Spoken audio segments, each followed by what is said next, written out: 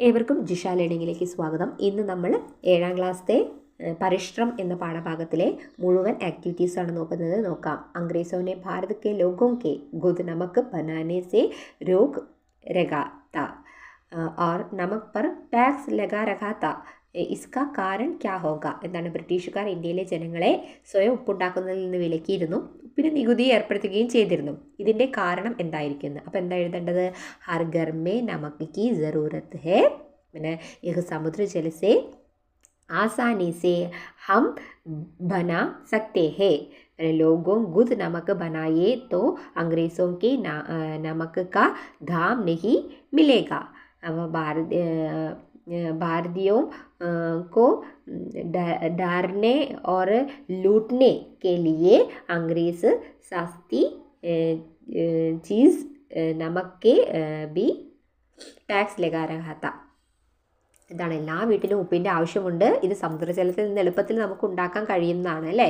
ആളുകൾക്ക് ഉപ്പ് സ്വയം ഉണ്ടാക്കിയാൽ ബ്രിട്ടീഷുകാർക്ക് ഉപ്പിൻ്റെ വില ലഭിക്കില്ല. അപ്പോൾ ഇന്ത്യക്കാരെ പേടിപ്പിക്കാനും കൊള്ളയടിക്കാനും വേണ്ടിയാണ് അവരെന്ത് ചെയ്തത്? വില കുറഞ്ഞ ഉപ്പിന് പോലും നികുതി ഏർപ്പെടുത്തിയത്. ഓക്കെ, അടുത്ത ക്വസ്റ്റ്യൻ നോക്കാം.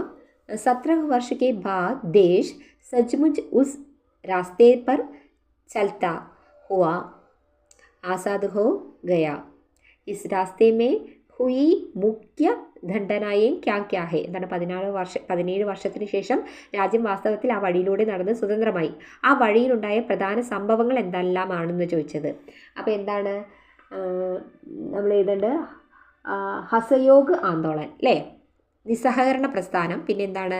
കിറ്റ് ഇന്ത്യ സമരം, എന്താ? ഭാരത് ചോഡോ ആന്തോളൻ. ഓക്കെ, സ്വതന്ത്രത. ഓക്കെ, ഇനി കുറച്ച് മീനിങ്സ് തന്നിട്ടുണ്ട്. നമുക്ക് സാൾട്ട് അത് നിങ്ങൾ നോക്കി എഴുതുക. ഓക്കെ, ഇനി അടുത്ത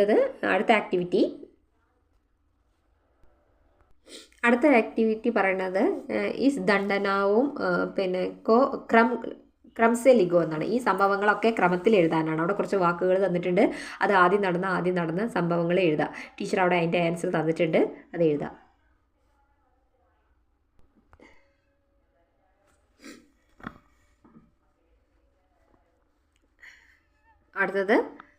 അടുത്ത ആക്ടിവിറ്റി എന്ന് പറഞ്ഞാൽ റിപ്പോർട്ട് എഴുതാം എന്നുള്ള ഒരു ആക്ടിവിറ്റിയാണ്. ഈ ആക്ടിവിറ്റി കഴിഞ്ഞാൽ അടുത്തത് റിപ്പോർട്ട് എഴുതുന്ന ആക്ടിവിറ്റിയാണ്. നോക്കാം നമുക്ക്. അത് അവിടെ ടെക്സ്റ്റ് ബുക്കിൽ തന്നിട്ടുണ്ട്. എന്താണ്? ഗാന്ധിജി അഹമ്മദാബാദിൽ നിന്ന് നടന്ന് ദണ്ഡിയിലെത്തി സ്വയം ഉപ്പുണ്ടാക്കി, ബ്രിട്ടീഷുകാരുടെ നിയമം ലംഘിച്ചു.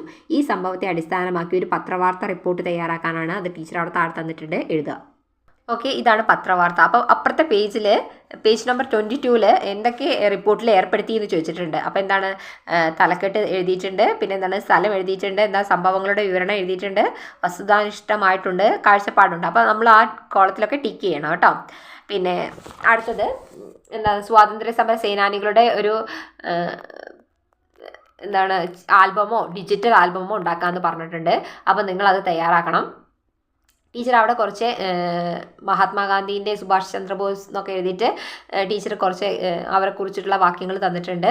അത് നിങ്ങൾ നോട്ടിലേക്ക് എഴുതുക. അവരെ ചിത്രം കിട്ടിയാൽ അത് ഒട്ടിക്കുക. ഓരോരുത്തരുടെ പേരിൻ്റെ നേരത്തെ ആ ചിത്രം അവർ ചെയ്ത കാര്യങ്ങളും ഒക്കെ എഴുതുക. ഓക്കെ, ഇത്രയുമാണ് പരിശ്രം എന്ന പാഠഭാഗത്തിലെ എല്ലാ ക്വസ്റ്റ്യൻ ആൻസറും ആക്ടിവിറ്റീസും ഒക്കെ നമ്മൾ കംപ്ലീറ്റ് ചെയ്തിരിക്കും. ഇത് നന്നായിട്ട് പഠിക്കണം കേട്ടോ.